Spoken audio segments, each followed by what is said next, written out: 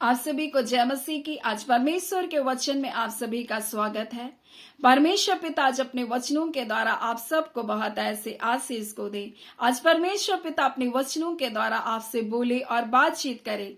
आज हम परमेश्वर की सी प्रीति के बारे में सीखेंगे और फिर परमेश्वर की प्रीति के बारे में हम सीखेंगे। और मीका 4 अध्याय उसका 6वां में इस प्रकार से लिखा है, जहां इजरायलियों को बंधुआई से वापसी के विषय में लिखा है।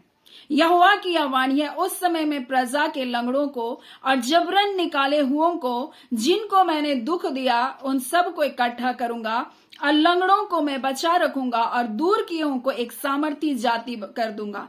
यहोवा उन पर सिय्योन पर्वत के ऊपर सदा राज्य करता रहेगा।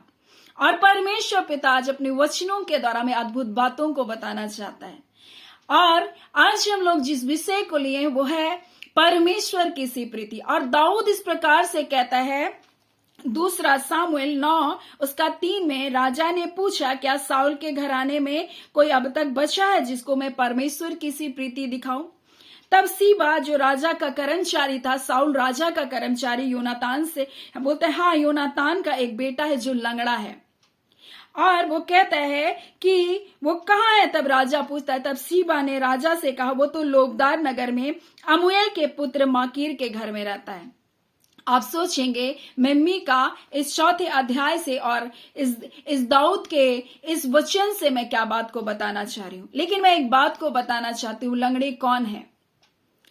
यहां 2 लंगड़ों के बारे में बातचीत कर रहा है। यहां परमेश्वर कह रहा है, मैं इस प्रजा के लंगड़ों को और जबरन निकाले हुओं को, जिनको मैंने दुख दिया है, उन सबको मैं इकट्ठा करूंगा। और एक ऐसी घटना है जहां दाऊद बोल रहा है, मैं अपने मित्र योनातान के कारण मैं परमेश्वर की सी प्रीति दिखाऊंगा। और हम देखते हैं दाऊद अपने राज्य में कभी भी लंगड़ों टुंडों को अपने राज्य में रहने नहीं देता था, उसको पसंद नहीं करता था। और ये जो लंगड़े हैं, ये परमेश्वर के वचन के अनुसार ऐसे लोग हैं जो वचन को सुन तो रहे लेकिन चल नहीं पा रहे। कई बार बार अपनी जिंदगियों में वो गिर रहे हैं और वो शोकित हैं और वो उजाड़ के स्थान में पड़े हैं। जैसे यहाँ योनातान का बेटा जो अपने पांव से पंगु था, क्योंकि जब उसको राजमहल से लेकर भागा जा रहा था, दासी ने उसको गिरा दिया और अपने पैरों से वो क्या हो गया? लंगड़ा हो गया, वो पंगु हो गया, वो चल नहीं सकता था अपने दोनों पांव से। और उसको एक ऐसे स्थान में, एक ऐसे व्यक्ति के घर में रखा गया जहां पर वो आश्रित जीवन को जी रहा है, दूसरों पर निर्भरता का जीवन को जी रहा है, लोबदार नाम नगर में रह रहा है, जिसका अर्थ होता है उजाड़ का स्थान।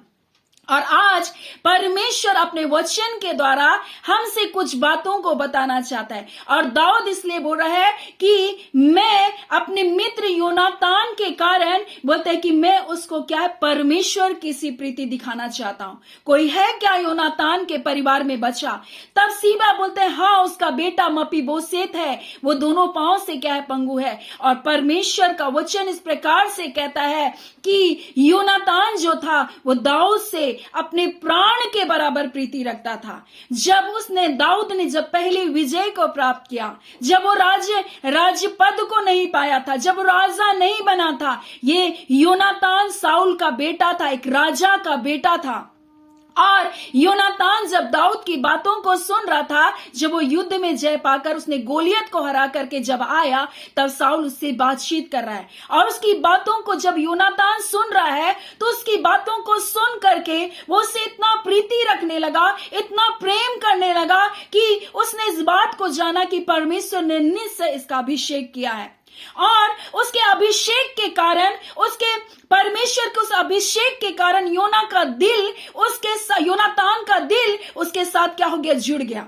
और योनातान उसको अपने प्राण के बराबर प्रीति रखने लगा। उसने अपना बागा, एक राजा के बेटे का जो वस्त्र होता है, अपना बागा को उतार कर उसको दे दिया, अपना वस्त्र उसको उतार कर पहना दिया, उसने अपने औजार को उसको दे दिया, उसने अपना सब कुछ, उसके जो कुछ पहना था उसने दाऊद को उतार करके दे दिया। और उससे इतना प्रीति रखने लगा कि अपने पिता की बातों को भी वो दाऊद को बताने लगा कि तुमसे कैसे मेरा पिता नफरत कर रहा है, तुम्हें मार डालना चाहता है, सारी बातों को प्रकट कर रहा है।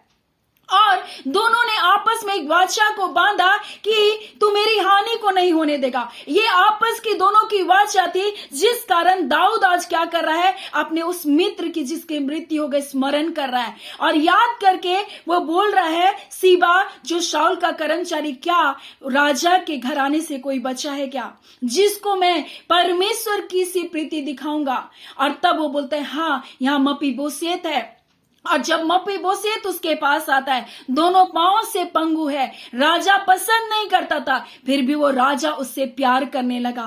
राजा उसको अपने मेज पर बैठाकर प्रतिदिन उसके साथ भोजन करता था। राजा उसकी जितनी भूमि थी उसको क्या क्या फेर दिया, उसके पिता की सारी भूमि को उसको क्या कर दिया, दे दिया। वो किसी और पर आश्रित जीवन को जी रहा था, किसी और पर निर्भरता का जीवन को जी रहा था मपीबोसेत। वो एक उजाड़ की जिंदगी को जी रहा था, परंतु उसके पिता योनातान के कारण दाऊद ने उसको परमेश्वर की सी प्रीति दिखाई। आज परमेश्वर ऐसा बोलते हैं अपने लोगों को, हो सकता है तुम भी लंगड़ों के जैसा जीवन को जी रहे हो सकता है तुम बार बार पापों में गिर रहे हो सकता है तुम चलना चाहते हो परंतु तुम चल नहीं पा रहे हो। परमेश्वर का वचन कहता है, मैं इस प्रजा के लंगड़ों को और जबरन निकाले हुओं को, जिनको मैंने क्या किया, दुख दिया है, उन सबको मैं क्या करूंगा, इकट्ठा करूंगा।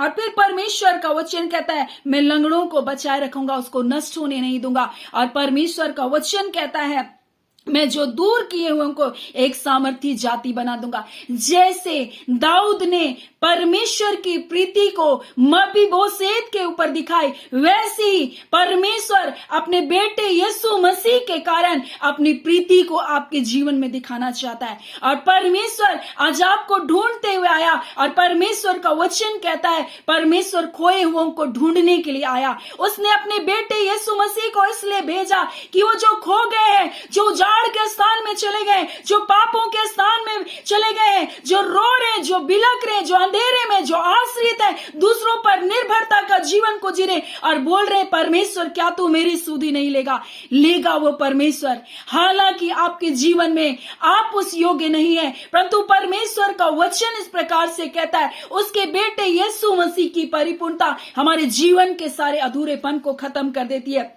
वो अपने बेटे यीशु मसीह की धार्मिकता के वस्त्र के कारण आपके जीवन पर अनुग्रह करेगा और आपको लोबदार जैसे नगर से निकालेगा, आपको उजाड़ के जैसे स्थान से निकालेगा। परमेश्वर अपने बेटे के कारण आपको स्मरण करेगा। और आज परमेश्वर इस वचन के द्वारा अपने प्रिय लोगों से कहना चाहता है, जबकि मैंने तुम्हारे परिवार में तुम्हारे प्रियों को विश्वास योग्य जीवन को देखा, तुम्हारे माता पिता मेरी आज्ञा को पालन करने वाले को देखा, उनकी आंसुओं को देखा, इसलिए मैं तुमको क्या करूंगा, उस उजाड़ के स्थान से निकालूंगा। मपीबोसेत के ऊपर उसके पिता योनातान के कारण करुणा की। आज आपके परिवार में आपके माता पिता जो आंसू को बहा रहे हैं, जो रो रहे अपने बच्चों के लिए, आज उस माता पिता के आंसुओं के कारण आज परमेश्वर कहता है, मैं अपने बेटे यीशु के कारण आज तुम्हारे माता पिता की उन आंसुओं को सुनूंगा और तुम्हारे बच्चों को क्या करूंगा, जो उजाड़ के स्थान में, जो पाप के स्थान में, जो ड्रग्स के स्थान में, जो व्यभिचार के स्थान में,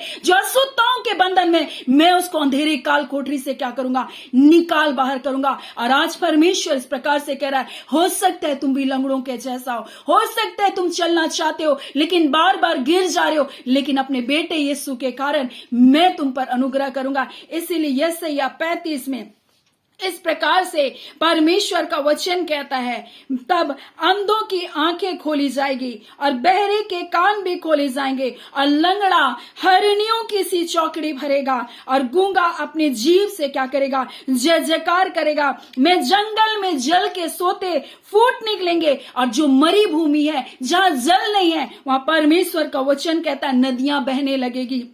मृग तृष्णा ताल बन जाएगी और सूखी भूमि में सोते फूट निकलेंगे। और परमेश्वर का वचन आज अपने लोगों से कहना चाहता है, हो सकता है आपके जीवन में ऐसा आत्मिक लंगड़ापन हो सकता है आपके जीवन में आत्मिक गूंगापन हो सकता है आपके जीवन में आत्मिक अंधापन हो सकता है आपके जीवन में आत्मिक बहरापन हो, लेकिन परमेश्वर आज अपने वचन के द्वारा कहना चाहता है, मैं अपने बेटे यीशु मसीह के कारण मैं तुमको उन सारे बंधनों से क्या करूंगा, आजाद करूंगा। मैं तुम्हारी बीमारियों से तुमको आजाद करूंगा।